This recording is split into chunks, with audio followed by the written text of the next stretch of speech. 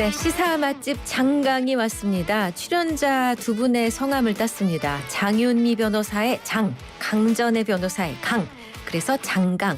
네, 시사적인 이슈를 법률적인 내용으로 풀어봅니다. 장윤미 변호사, 강전의 이제는 국민의힘 대변인으로 모시겠습니다. 두 분 어서 오십시오. 네, 안녕하세요. 네, 반갑습니다. 자, 먼저 오전에 있었던 윤석열 대통령의 형사 재판부터 짚어볼 텐데요.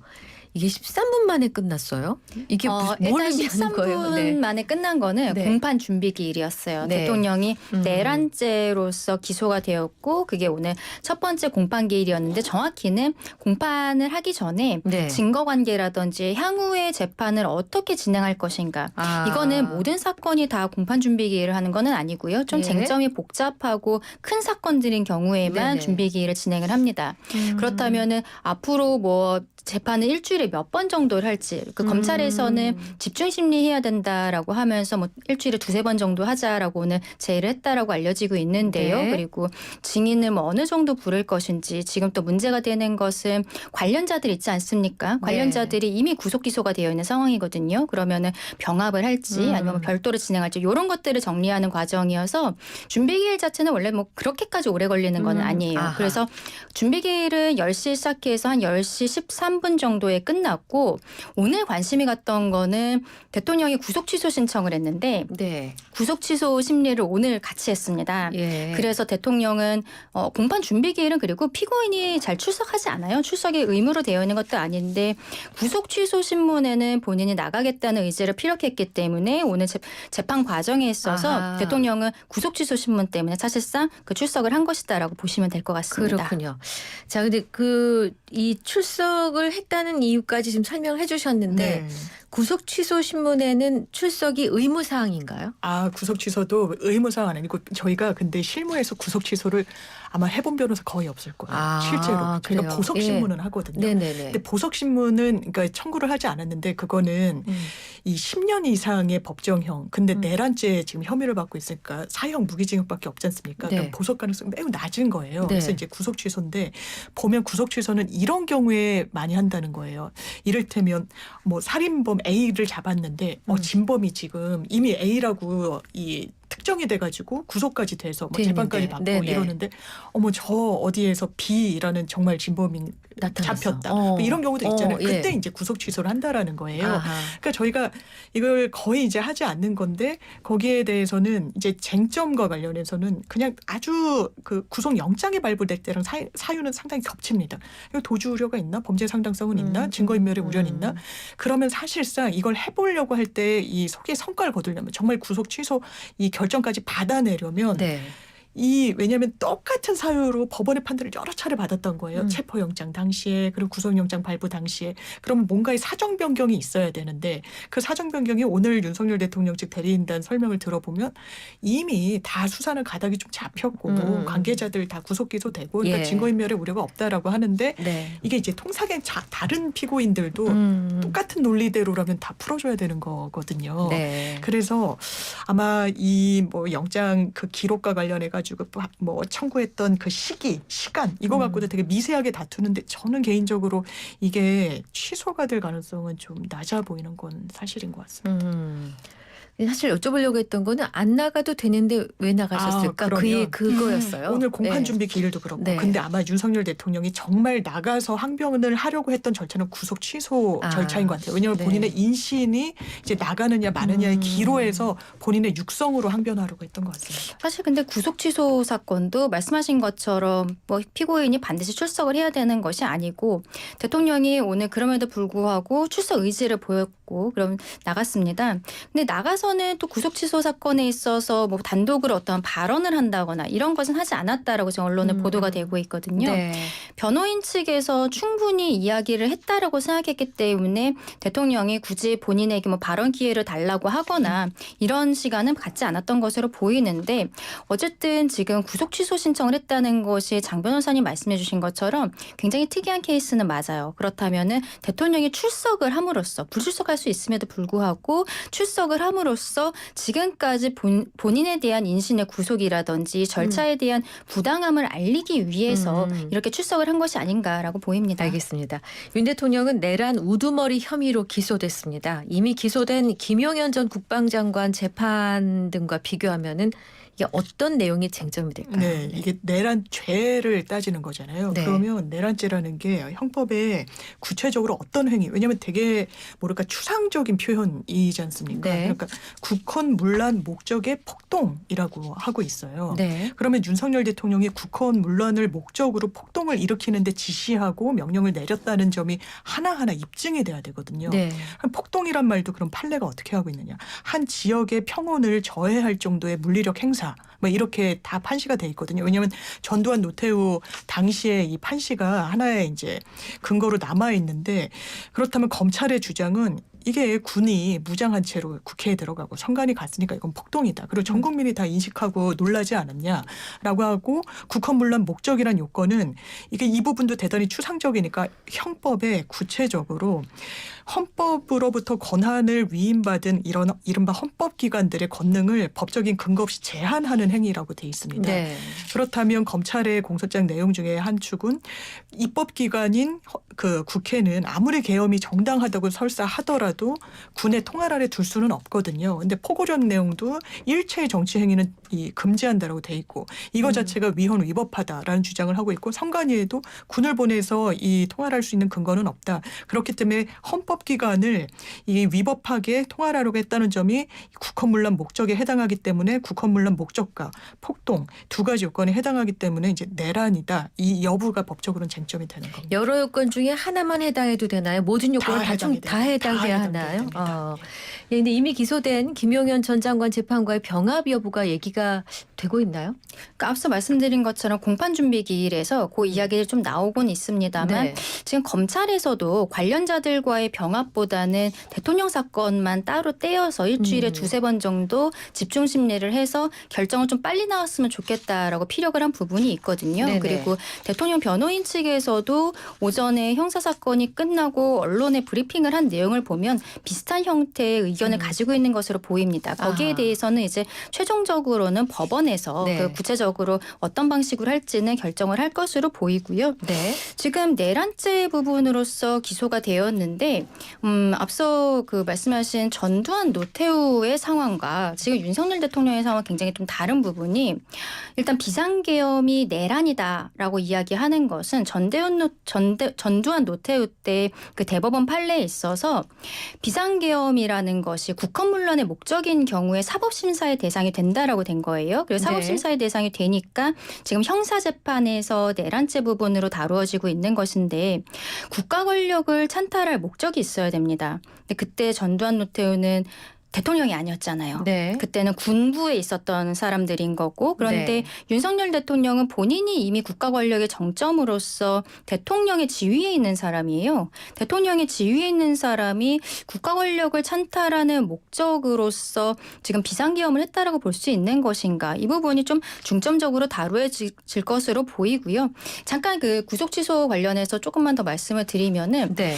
이게 결정이 언제 나올지 지금 정확히는 알 수 없습니다. 네. 왜냐하면 구속 취소 같은 경우에는 법원에 굉장히 재량권이 있기 때문에 7일 안에 결정이 나와야 한다. 청구한 날로부터 7일 안에 결정 나와야 된다라고 법에는 정해져 있지만 그것을 좀 형사 사건들은요. 훈시 규정으로 보는 경향들이 있거든요. 네. 7일 안에 나오지 않았다라고 해서 제재한다거나 물론 피고인 측에서는 문제 제기할 수 있습니다만 제재할 수 있는 뭐 법적인 규정이 있는 것은 아닙니다.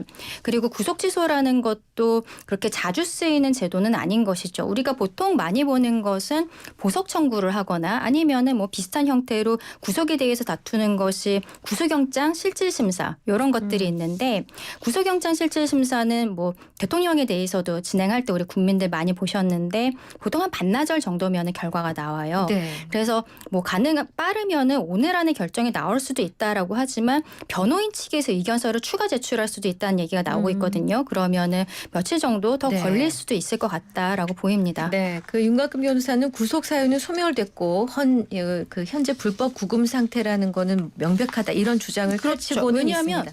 구속 취소는요. 구속 사유가 소멸되었을 때 법원에서 판사가 직권으로 판단할 수도 있어요. 그런데 이번 같은 경우에는 피고인 측에서 신청을 한 거거든요. 근데 이게 구속 사유가 소멸되었는지 여부에 대해서 대통령 측에서는 맞다라고 주장하는 게 뭐냐면 서부지방법원에서 구속영장이 발부되었을 때 한 줄 나왔잖아요. 증거인멸의 우려가 있다. 그랬어요. 예, 그러면은 네. 이제 증거인멸의 우려가 현재도 있는 것인가, 구속영장 발부될 때와 지금의 상황이 어떻게 바뀐 것인가에 대해서 구체적으로 소명을 하게 될 것인데 관련자들이 이미 구속 기소되었다라는 것은 그 구속영장 나올 때도 조금 비슷한 상황이긴 했거든요. 네. 근데 그때도 이야기 나오는 게 관련자들이 나중에 대통령이 만약에 구속되어 있지 않으면 압박을 받으면서 증언이 바뀐다거나 뭐 이렇게 뭐 회유할 수 있다라는 이야기들이 있었습니다. 그래서, 그런데 네. 이 관련자들이 대통령 탄핵 심판의 증인 신문 아마 오늘이 거의 마지막이 될 거라고 보고 있지 않습니까? 네. 다 나온 거예요. 이미 이분들에 대한 증언이 다 나왔기 때문에 이분들에 대해서 회유를 한다거나 이런 절차가 이미 다 끝났다. 그래서 구속 사유는 더 이상 없다라고 대통령 변호인 측에서 이야기하고 있는 것입니다. 네. 뭐 앞서 장유미 변호사는 근데 네. 구속이 취소가 되진 않을 거다라고 얘기하셨기 네. 때문에 이건 좀 넘어가겠습니다. 잠시 후 3시에는 윤 대통령 탄핵 심판 그러니까 10차 변론기일이 예정돼 있는데요. 헌재가 윤 대통령 측의 기일 변경 요청을 수용하지는 않았습니다. 다만 1시간은 늦춰서 진행하기로 한 거죠. 이런 헌재의 판단에 대해서 어떻게 네. 보십니까? 이것도 이게 같은 날 왜 재판 2개밖에 하냐 뭐 이런 이제 의견들도 나오는데요. 네. 저희가 실제로 재판일이 겹치는 경우들이 많이 있어요. 이게 네. 대리인이 겹치더라도 이제 여러 의뢰인들 하더라도 판사님 이거 시간이 겹치니까 좀 옮겨주세요 이렇게 하거든요. 네. 그런데 윤석열 대통령 케이스처럼 판사님 저희 2시에 재판 있으니까 10시 재판 10시 재판 있으니까 2시 재판 좀 미뤄주세요. 이렇게 하면 잘 안 받아줍니다. 충분히 시간적 간격이 충분하다고 보는 거예요. 그럼 네. 10시 재판 오늘 공판 준비 기일과 구속 취소 신문 기일이 있었는데 그게 정말 2시간 이상으로까지 이 연장되는 통상의 절차인지 그렇지 않다라는 걸 이제 법관들은 좀 알다 보니까 그런데 정말 12시에 임박해가지고 끝나면은 이동 시간 또 대통령은 그냥 이동이 아니라 또 경호받아서 그렇죠. 이동하고 또 식사 시간 네. 그런 것까지 헤아렸을 때 2시는 조금 빠듯할 수 있겠다. 그러니까 이제 3시로 옮겨주겠다. 그리고 또 하나의 사유는 사실 조지호 경찰청장에 대해서 이 구인, 강제 구인까지 해달라는 건 윤석열 대통령 측의 요청이었거든요. 이제 강제 구인을 그래서 받아들여줬어요. 그러면 이 강제 구인을 하라는 구인 촉탁을 이 검찰이 하는 겁니다. 이 행정 네. 관리는 이제 예. 검찰이 하니까. 예. 그래서 이미 그걸 보내놨는데 촉탁까지 해놨는데 이 네. 날짜로 좀 강제로까지 이제 예. 구인을 해달라고. 근데 날짜가 또 바뀌어버리면 이게 또 일정이 꼬인다는 것도 이제 헌재가 설명한 내용 중에 하나입니다. 결국에는 뭐 기일 변경 신청한 거에 대해서 받아들일지 여부는 헌법재판소 재판관들의 소송 지휘권의 문제인데 대통령 입장에서는 굉장히 좀 그 방어권이 제한되고 있다라는 생각을 할 수밖에 없는 것이죠. 오늘 만약에 오전에 공판 준비기일만 있었다라면은 그렇게 이야기할 수도 있습니다. 그런데 네. 구속 취소 사건을 그날 함께 심리한다는 것이 이미 다 언론에 보도가 되어 있는 상황이었단 말이에요. 그리고 대통령 측에서는 지금 구속 취소가 무엇보다도 급하다고 생각할 수 있는 것인데 대통령도 직접 출석하겠다고 밝힌 상황이었고요. 그러면은 우리가 일반적으로 재판을 하게 되면 사람들이 굉장히 지쳐요. 네. 그리고 그 형사 사건과 헌법재판 사건에 있어서 변호인들이 대부분 겹치는 상황입니다.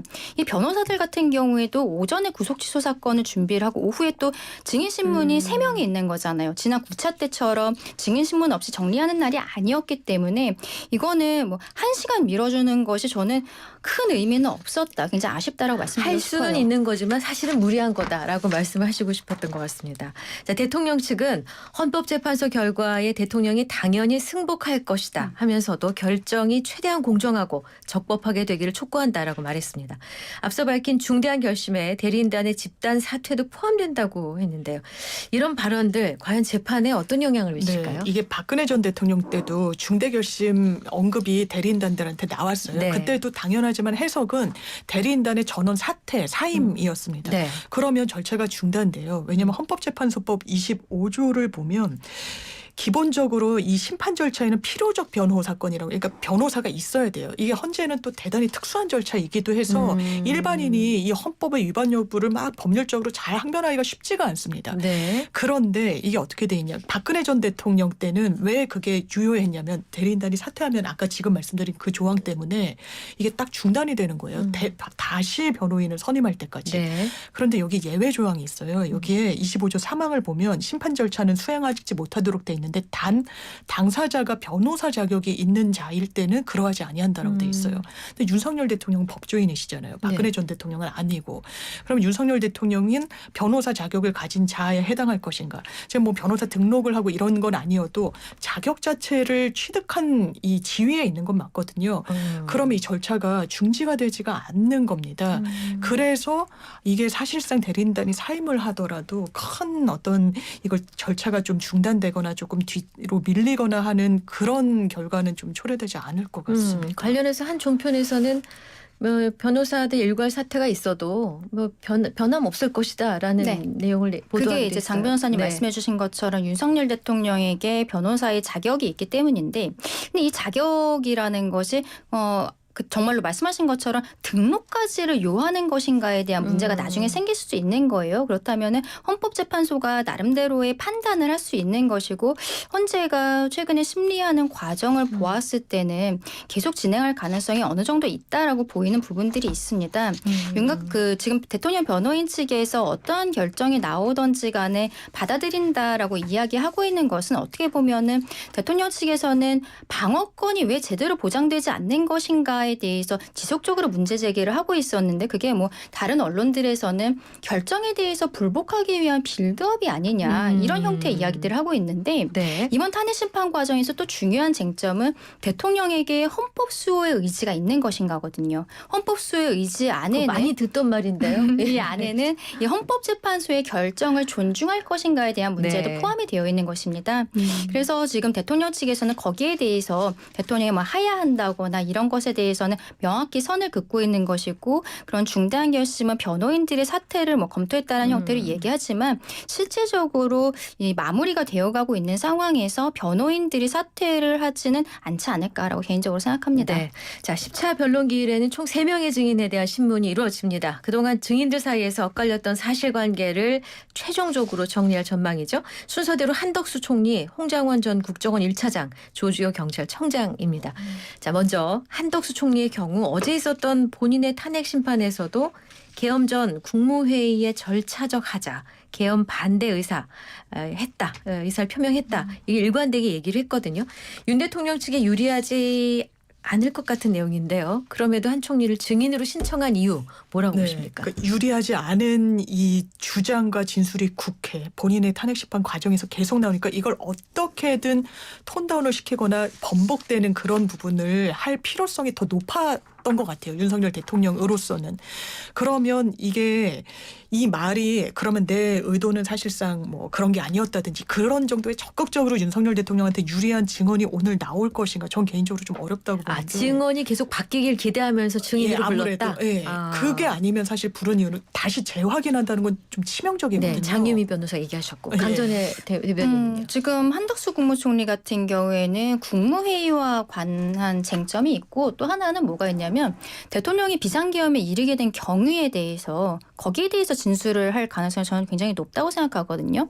대통령 입장에서는 계속되는 그 고위직들에 대한 탄핵 그리고 특검 남발 이걸로 인해서 전국이 마비되었다. 네. 그것이 행정과 사법이 마비되어서 실질적으로는 국가 비상사태라고 본인은 판단했기 때문에 비상계엄에 이르게 되었다라고 일관되게 이야기를 하고 있어요. 그러면은 그 상황에 대해서 전국이 마비되었던 상황에 대해서 대통령 다음으로 가장 잘 알고 있는 사람이 국무총리잖아요. 네. 그래서 한덕수 국무총리에 대해서는 국무회의의 절차에 대해서도 물어보겠지만 대통령 입장에서는 비상계엄을 선포하게 된 경위에 관련해서 이러한 질문들을 하게 되지 않을까라고 보입니다. 왜 비상계엄을 하게 됐느냐에 대한 설명이 나올 것이라는 기대로 네. 했다라고 말씀 주셨어요. 방금 국무회의 얘기하셨는데 비상계엄 당시 국무회의가 적법했는가를 두고 양측이 다툴 것 같습니다. 어떤 게 가장 큰 쟁점일까요? 왜냐하면 이건 너무 중요한 중요한 게 계엄을 실제로 대통령이 국민들께 발표하려면 네.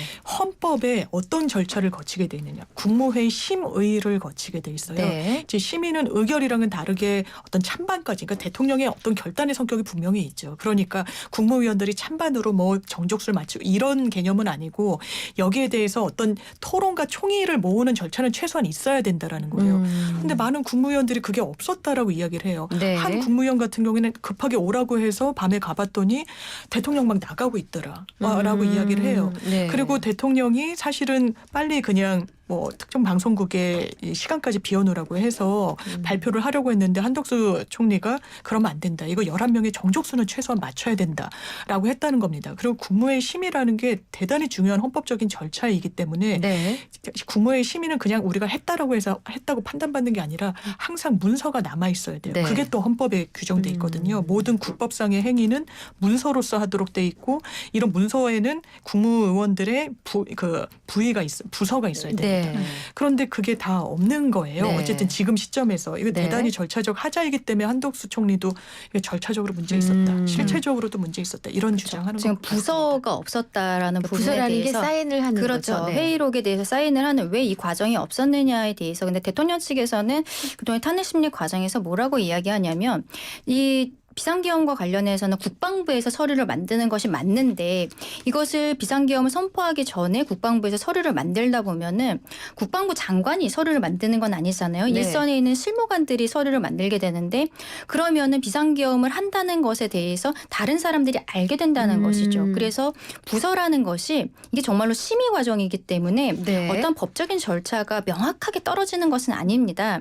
그러면 추후에 부서를 받아도 괜찮겠다는 생각이 있었다라는 것이죠. 그리고 지금 뭐 국무회의에 대해서 지금 이상민 장관 같은 경우에도 최근에 탄핵 심판의 증인으로 나와서는 국무회에 있었던 것이 맞다라고 지금 이야기를 하는 부분들이 있고 또 여기에 대해서 너무 제대로 되지 않았다, 막 간담회 같았다라고 이야기를 하는 분들도 있는데 네. 이런 전체적인 맥락에 대해서 한덕수 국무총리에게 질문을 하지 않을까. 그 말하자면은 부서를 추후에 받는 것이 이전에도 있었던 일이냐. 그러니까 의결이 아니라 심의가 하는 과정에 있어서 그리고 본인은 어쨌든 국정의 제2인자 아니겠습니까? 네. 여기에 대해서 어떤 생각을 가지고 있었는지에 대해서 묻게 되지 않을까 보입니다. 알겠습니다. 자, 홍정원 전 차장하고 조지호 청장 두 사람한테 공통점이 있어요. 둘 다 대통령 측이 부른 증인이면서 대통령으로부터 정신 체포 지시를 받았다고 하는 키맨들입니다. 두 사람의 진술이 뭐 바뀌든 간에 혹은 뭐 이 진술을 무너뜨리든 뭐 어떤 변화를 요구하는 것 같은데 대통령 측의 입장을 좀 더 설명해 주시겠어요? 네. 일단은 조지호 경찰청장 같은 경우에는 건강이 좋지 않아서 한 2차례 정도 증인 소환을 불응을 하다가 이번에 구인까지 한다고 하니까 변호인이랑 상의를 통해서 그 임의 출석을 하기로 이제 결정이 된 상황이거든요. 네. 근데 조지호 청장이 6번 정도 대통령과 통화를 했다라고 네. 이야기를 하고 있고 지금 본인이 뭐 언론에 앞서서 이야기를 하지는 않고 있습니다만 언론에 보도되고 있는 조지호 청장의 조사 내역이라든지 이런 것들을 봤을 때는 끌어내라. 이러한 형태의 이야기를 들었다는 거예요. 그 이야기를 들었다는 것이 지금 곽종근, 조지호 아니겠습니까? 네. 그렇다면은 조지호 청장이 정말로 대통령으로부터 어떠한 지시를 받았던 것인지 그리고 조지호 청장이 처음에는 국회에 출석했을 때는 TV를 보고 비상계엄 사태를 알았다라고 이야기를 했는데 나중에 보니까 비상계엄 전에 김봉식 서울경찰청장과 함께 안가에 갔었다라는 게 또 드러난 부분들이 있었어요. 네. 근데 김봉식 청장 같은 경우에는 이미 증인으로 출석을 해서 그 발언을 한 내용이 있는데 네. 본인은 끌어내라 이런 거 없었다라는 거예요. 그러면 조지호 경찰청장의 하위 부하로서 김봉식 서울청장이 있는 것인데 김봉식 서울청장은 조지호 경찰청장이 이야기한 것과는 다른 형태로 어떻게 보면 대통령에 유리한 이야기들을 하고 있는 것이거든요. 네. 조지호 청장이 지금 뭐 언론에 보도된 내용은 대통령에 불리한 것이 있는데도 불구하고 대통령 측에서 계속적으로 증인으로 부른 부분은 아마도 대통령 측에서는 여기에 대해서 자신감이 있기 때문에 불렀던 것이 아닌가. 그리고 지난 9차 변론에서 조지호 청장이 아직 증인으로 나오기 전인데 그 피의자 신문조서라든지 이런 것들을 증거로 채택하는 여부에 대해서 굉장히 반발 반발을 했어요. 네. 그 대통령 측 입장에서는 지금 현출되어 있는 피의자 신문조서라든지 이런 것들이 불리하다라고 생각을 하고 있기 때문인 것인데 이게 지금 절차상으로 맞는 것인가 헌법재판소가 조지호 청장에 대해서 증인 신문을 한 이후에 정리를 했어야 되는 부분이 아닌가라는 아쉬움도 있습니다. 또 관련해서 동아일보 단독 보도 있습니다. 당시 국회에 출동했던 반모 특전사 대대장의 검찰 진술이 공개됐거든요. 네. 이 내용이 어떤 예, 것입니까? 이게 상당히 구체적이어서 그러는데요. 국회 네. 출동 대대장이 인원 아니고 의원을 끌어내라는 지시를 그 당시에 받았던 게 맞다라고 이야기를 하는데요. 네. 처음에는 이런 지시가 내려왔다는 겁니다.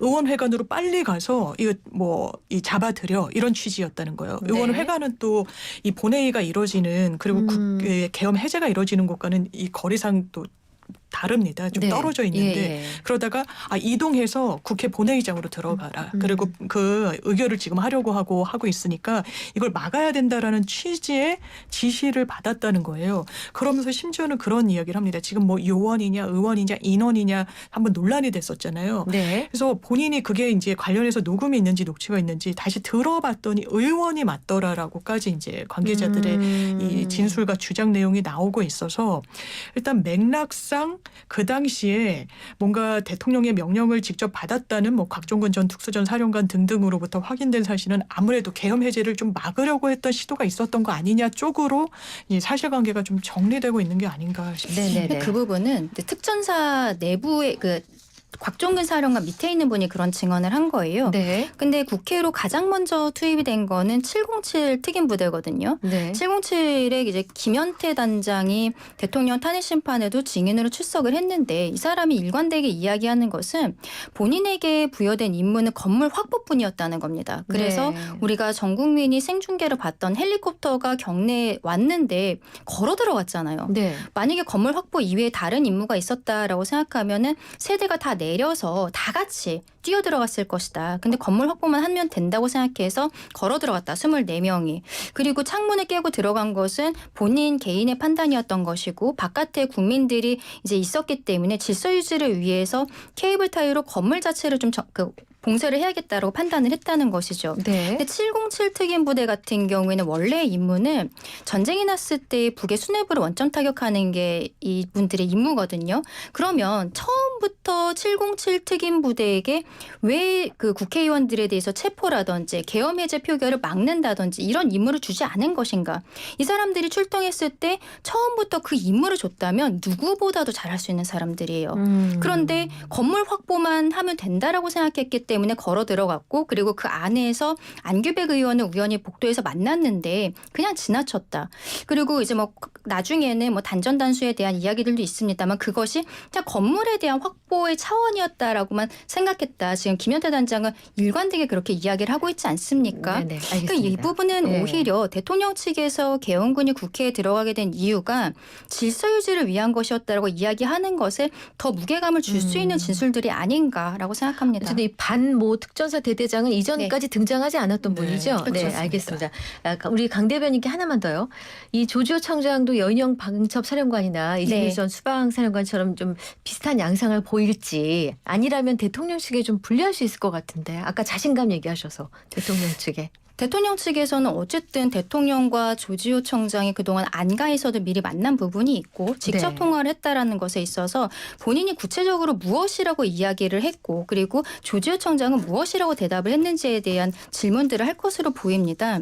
여인영 사령관이 증언을 하면서 한 이야기가 홍장원 차장에게는 인원 사람들에 대해서 위치 확인을 부탁을 했고 네. 조치우 경찰청장에 대해서는 그 휴대전화를 통한 위치 확인을 요청을 했다라는 이야기들은 하고 있는 것이죠. 그런데 그것이 위치 확인의 정도를 넘어서서 구체적인 체포라던가 이런 것들까지 이르게 된 것인가에 대해서는 아니라는 것입니다. 김용현 전 장관의 경우에도 증언을 하는 가운데 이런 명단이 왜 나왔냐에 대한 질문에 있어서 체포하겠다라는 것이 아니라 포고령 위반의 가능성이 높은 사람들에 대한 확인 차원이었다라고 이야기를 하고 있거든요. 네. 이런 단순한 확인 차원과 정말로 막 급박하게 체포를 하려고 하는 부분들은 굉장히 다른 부분이다라고 말씀드리고 싶습니다. 네. 관련해서 특별히 내용 네, 없으시- 사실 네네. 포고령 위반을 해서 잡는다고 하면 이해가 되는데요. 네. 위반의 소지가 높다라는 주장은 전 믿기 어렵다고 보고 이건 체포를 하고 위치 파악은 그 사람 인신을 확보하기 위한 그런 수단에 불과하다 생각합니다. 알겠습니다.